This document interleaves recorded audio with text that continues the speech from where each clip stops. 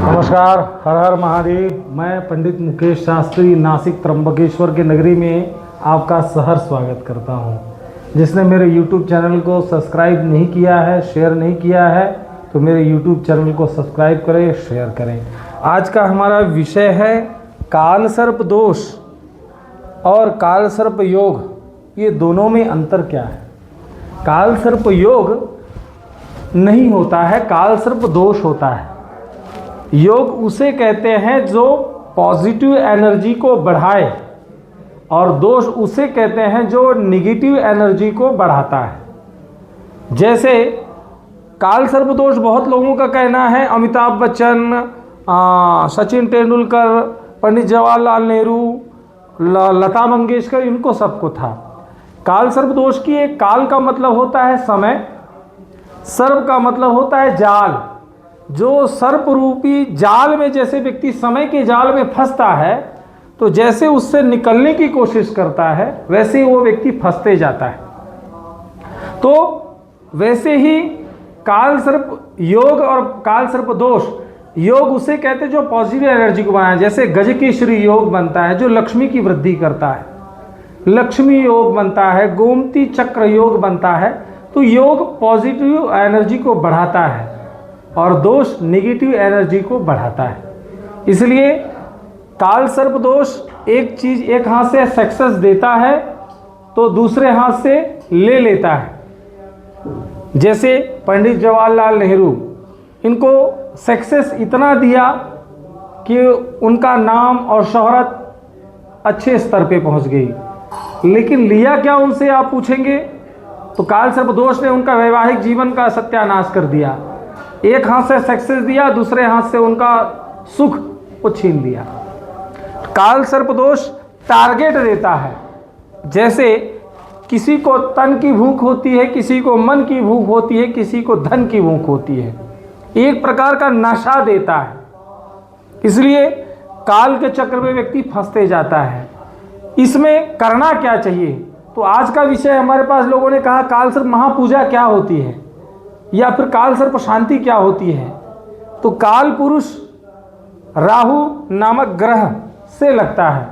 जैसे प्रत्येक ग्रहों का अधिदेवता प्रत्यय देवता है। सूर्य का ईश्वर और अग्नि, चंद्रमा का उमा और आप, मंगल का स्कंद और पृथ्वी, बुध का विष्णु और नारायण, गुरु का ब्रह्म और इंद्र, शुक्र का इंद्र और इंद्रायणी, शनि की यम और प्रजापति, राहु का काल और सर्प, इसलिए शॉर्ट नेम कहा जाता है काल सर्प, केतु का चित्रगुप्त और ब्रह्म, शनि का यम और प्रजापति। ऐसे नवग्रह होते हैं। ये 9 महामंत्री हैं। इन्हीं के कारण पत्रिका में काल सर्प, चांडाल योग, विष योग, ग्रहण दोष, पितृदोष, ये सब नाना प्रकार के लगते हैं। इसलिए काल सर्प महापूजा में होना क्या चाहिए? तो राहु का सर्वप्रथम जप होना चाहिए। आपकी सामर्थ्यता है तो कम से कम 4 गुना करो, नहीं है सिंगल जप संख्या करो।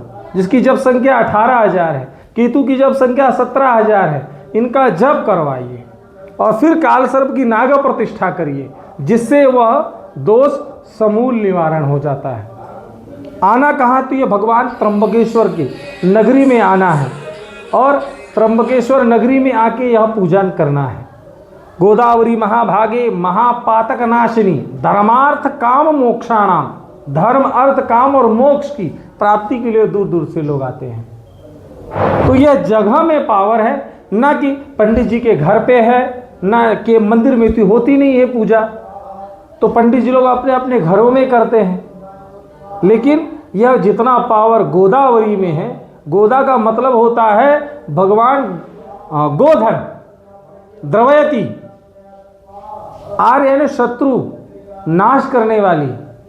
ऐसी गोदावरी माँ दक्षिण वाहिनी है जो आदि व्याधि पीड़ा निवृत्ति के लिए जानी जाती है।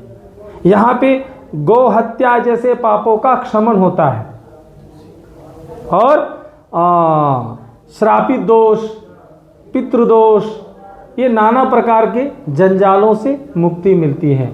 जिसके संतान नहीं हो, संतान की प्राप्ति होती है। जिसके घर में क्लेश रहता हो, दुख रहता हो, वो दूर हो जाता है। जिसको व्यापार में ऐश्वर्य नहीं मिलता हो, वह प्राप्त होता है। इसमें गणपति पूजन से लेकर सर्वप्रथम गणेश जी का पूजन किया जाता है। गणपति का पूजन क्या होता है? तो गणा ईश्वराधिपति तस्य नाम गणपति, जो गणों का मुखिया होता है, देवताओं का मालिक होता है। जैसे हम कहते हैं राष्ट्रपति, किसी का नाम नहीं है, वो एक पद है, प्रेसिडेंट ऑफ इंडिया, क्योंकि पहला नागरिक माना जाता है। उसी प्रकार देवताओं का जो मुखिया होता है उसे गणपति कहा जाता है। साउथ में आप जाएंगे तो वहाँ पे ये गणपति का पूजन नहीं, विश्वक्सेन गणपति का पूजन होता है। इसलिए मंगलम भगवान विष्णु मंगलम गरुड़ध्वजा, तो उसी प्रकार ये गणपति को मंगलम भगवान दंडी मंगलम मूषकध्वजा, दोनों ही मंगल करने वाले इसका गणपति का पूजन किया जाता है। उसके बाद जो विधि की जाती है वो पुण्याहवाचन की जाती है। पुण्याहवाचन का मतलब क्या होता है? आज का दिन कैसा है, तिथि क्या है, वार क्या है, नक्षत्र क्या है, जी मालूम नहीं है, वो तो आप निकाल के बताएंगे। शिव का वास है या नहीं है, नक्षत्र है या नहीं है, तिथि है या नहीं है, वार कैसा है, ये सब आपको देखना है। तो पंडित जी मुहूर्त निकाल के फिर आपको दिया जाता है। तो तिथि वार नक्षत्र योग करण देख के पंडित जी से प्रार्थना की जाती है कि पुण्य का अभ्युदय होना चाहिए, कल्याण होना चाहिए, रिद्धि सिद्धि की प्राप्ति होनी चाहिए, स्थिर लक्ष्मी आनी चाहिए, ऐसा ब्राह्मण से बुलवाना उसे पुण्यावाचन कहते हैं। उसके बाद यहाँ पे कुल देवी का पूजन किया जाएगा। जो 16 देवियाँ आप देख रहे हैं, गणेश गौरी आदि 16 मातृका उनको बोला जाता है, जिसमें मनसा देवी का भी पूजन किया जाता है जो सर्पों की माता है।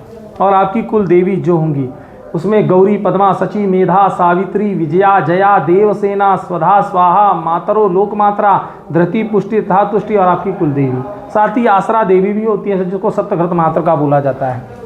कुपुत्रो जाए तो क्वचित अपि कुमाता न होती, इसलिए यहाँ पे जगत जननी माँ जगदम्बा का पूजन किया जाता है।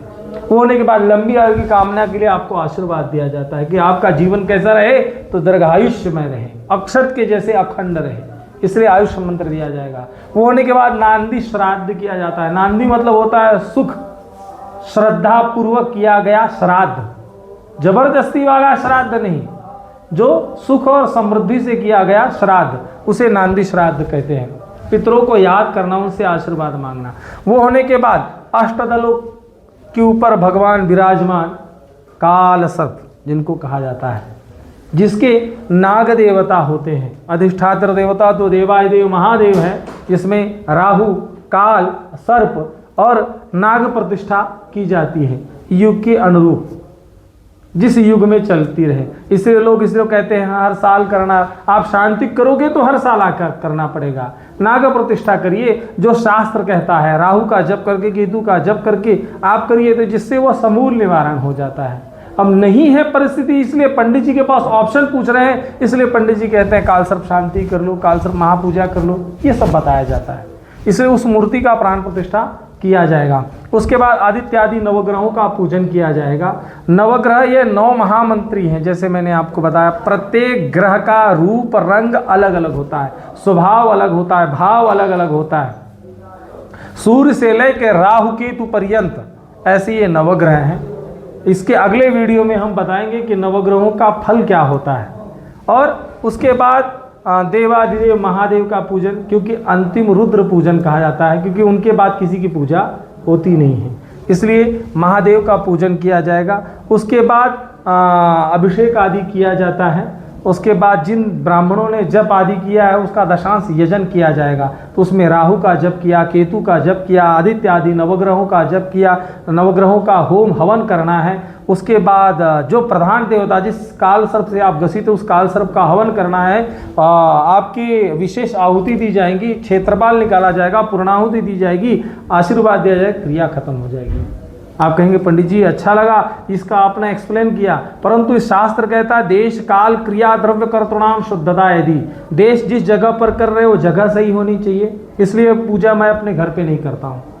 काल जिस समय पर कर रहे हो वो समय सही है क्या, इसलिए सूर्य के साक्षी में क्रिया की जा रही है। द्रव्य जो खर्च कर रहे हो क्या वो सही है क्या, नहीं तो पंडित जी सोचेंगे यजमान दोबारा आए या नहीं, या ले लो एक ही बार। नहीं, जिस यजमान की क्रिया करो वो सही ढंग से करो, सिंगल करो ना, जिसका भी कार्य करो उसका सिंगल काम करो।